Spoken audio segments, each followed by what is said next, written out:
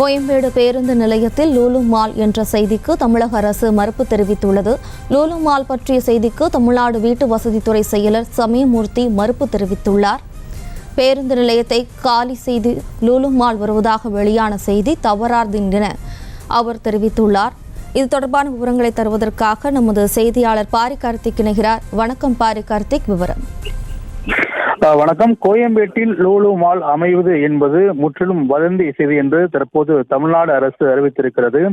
கோயம்பேடு புறநகர் பேருந்து முனையத்தை காலி செய்துவிட்டு அந்த இடத்தை லூலு மால் அமைப்பதற்காக தமிழ்நாடு அரசு தரப்போவதாக பலரும் வதந்தி பரப்பியிருக்கிறார்கள்.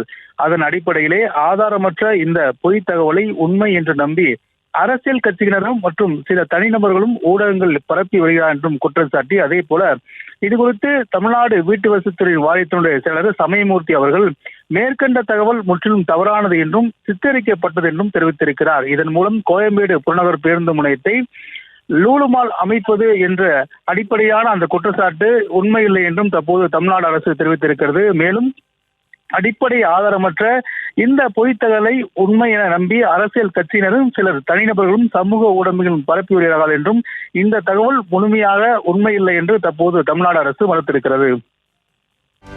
செய்திகளை உடனுக்குடனும் துல்லியமாகவும் தெரிந்து கொள்ள சப்ஸ்கிரைப் பண்ணுங்க.